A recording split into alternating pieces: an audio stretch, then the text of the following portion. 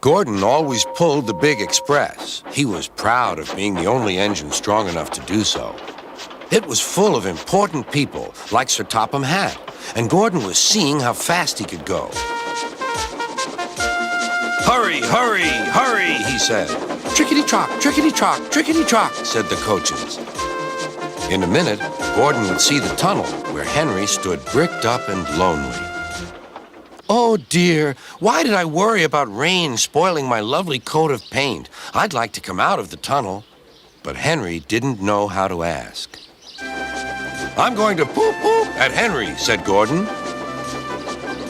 He was almost there when, whoosh! And there was proud Gordon going slower and slower in a cloud of steam.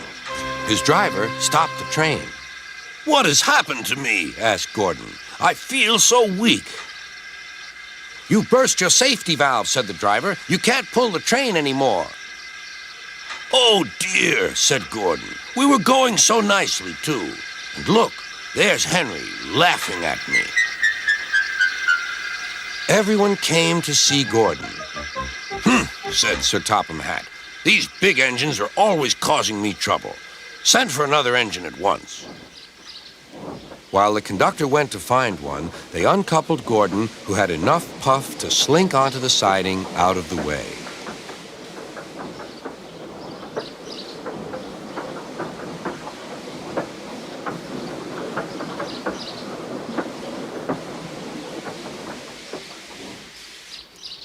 Edward was the only engine left.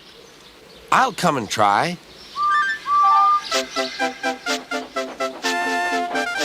"Pooh," said Gordon. "That's no use. Edward can't push the train." Kind Edward puffed and pushed and pushed and puffed, but he couldn't move the heavy coaches. "I told you so," said Gordon. "Why not let Henry try?" "Yes," said Sir Topham Hatt, "I will." "Will you help pull this train, Henry?" "Oh, yes," said Henry.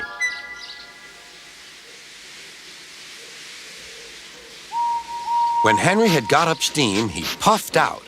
He was dirty and covered with cobwebs. "Oh, I'm stiff, he groaned. "Have a run to ease your joints and find a turntable," said Sir Topham Hatt.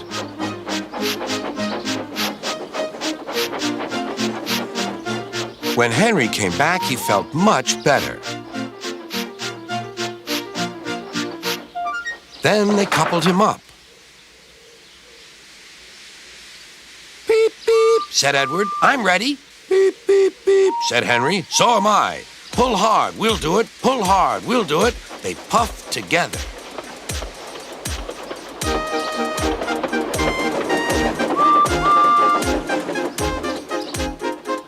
"We've done it together, we've done it together," said Edward and Henry. "You've done it, hooray! You've done it, hooray!" sang the coaches. Everyone was excited. Sir Topham Hatt leaned out of the window to wave at Edward and Henry. But the train was going so fast that his hat blew off into a field where a goat ate it for tea.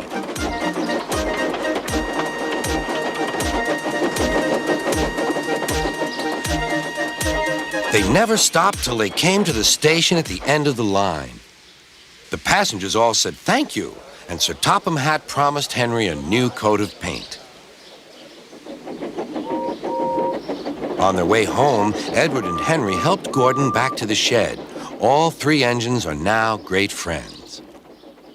Henry doesn't mind the rain now. He knows that the best way to keep his paint nice is not to run into tunnels, but to ask his driver to rub him down when the day's work is over.